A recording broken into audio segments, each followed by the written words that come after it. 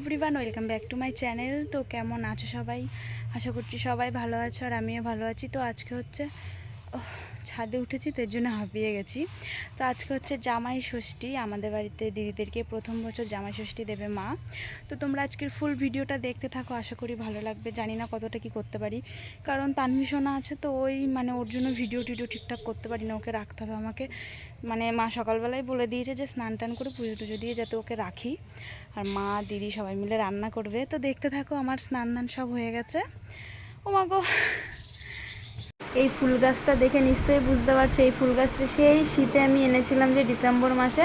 তো এত দিনে গিয়ে এই গরমে গাছটা প্রায় মরেই যাচ্ছিলো। আমি অনেক যত্ন করে, দেখো ফুলের কড়ি এসছে। গোলাপ ফুলটা কি খুবই সুন্দর দেখতে, তোমাদেরকে দেখিয়েছিলাম যারা যারা আমার ওই ভিডিওটা দেখেছো। তো আমার এর জন্য খুব ভালো লাগছে, নিজে হাতে কিছু লাগানোর পরে গাছটা যখন খুব ভালোভাবে হয় না, খুবই ভালো লাগে।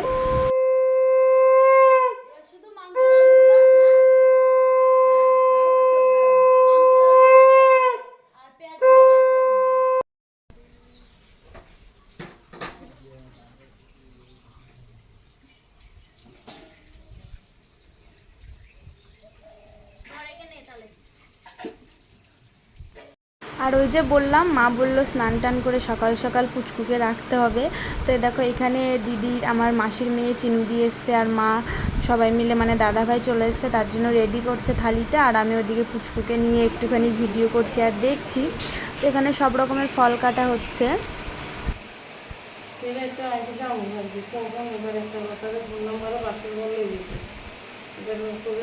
এখানে ফল কাটাও কমপ্লিট হয়ে গেছে, আমার দিদি ফল কেটে দিয়েছে। আর এই গরমের মধ্যে জানি না কার বাড়িতে আছে, কিন্তু আমাদের বাড়িতে অনেক মাছি। সেই দিনকে ষষ্ঠীর দিনটাই দেখেছিলাম, আসলে অনেক রকমের মিষ্টি টিষ্টি ছিল, হয়তো এর জন্যই সেদিনকেই খুব মাছি, নাহলে এমনি দিনকে এত মাছি হয় না। আর এখানে দেখো মা দাদাভাইকে ষষ্ঠী দিয়ে নিচ্ছে। এখন বেলা 11টা মতন বাজে। দাদাভাইও উপোস থাকতে পারে না, আর মাও উপোস থাকতে পারে না। দুজনাই বলছে তাড়াতাড়ি করো তাড়াতাড়ি করো।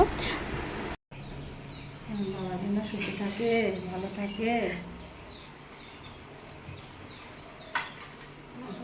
আর দাদাভাই এমনি বাড়ির ড্রেস, নর্মাল ড্রেস পরে রয়েছে, তার কারণ দিদিমাকে বলেছিল যে ড্রেস আনতে, মাও তো আনতো, কিন্তু দাদাভাইয়ের ড্রেস তো আমরা যতবারই পছন্দ করে দিই, হয়তো সাইজে ছোট হয়, না হলে ঠিকঠাক হয় না। তার জন্য মা আর ড্রেস কিছু কেনেই নি, বলেছে দাদাভাইকেই পছন্দ করে নিয়ে নিতে। আর এখানে দেখো মিষ্টি টিষ্টি, এটা দই খাওয়ানো হচ্ছে।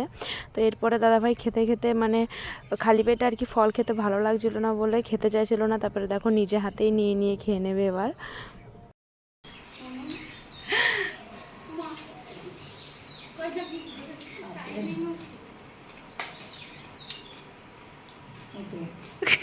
ঠিক আছে,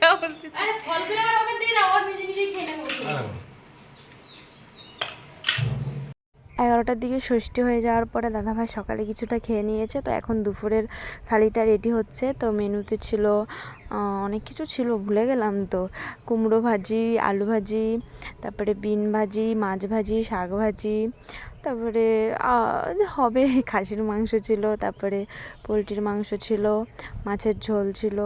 আমি ভুলে গেছি, আর মনে পড়ছে না। আর দই, মিষ্টি, পাঁপড় এসব তো ছিলই। এটা তোমরা থালি দেখে বুঝে নাও। তো এই ভিডিওটা অত বেশি বড় হচ্ছে না, তার কারণ সেভাবে ভিডিও তো করার কিছু ছিল না, আর আমিও তানভিশনের জন্য সেভাবে করতে পারিনি। আর এখন এই যে তোমরা দেখে বুঝতেই পারছো, দিদিরা বাড়িতে চলে যাচ্ছে। দিদি ষষ্ঠীরও 1 সপ্তাহ আগে এসেছিল, প্রায় 8-9 দিন পরে বাড়িতে যাচ্ছে। তো বাড়িটা আবার ফাঁকা ফাঁকা হয়ে যাবে। আসলে তানভি যখন থাকে না, কখন কোথা দিয়ে সময়টা কেটে যায় বলাই যায় না। তো চলো আজকের ব্লগটা এখানেই শেষ করছি। তোমাদের পুরো ভিডিওটা কেমন লেগেছে অবশ্যই জানিও। সবাই ভালো থাকবে, সুস্থ থাকবে। দেখা হবে নেক্সট অন্য কোনো ব্লগে। টাটা।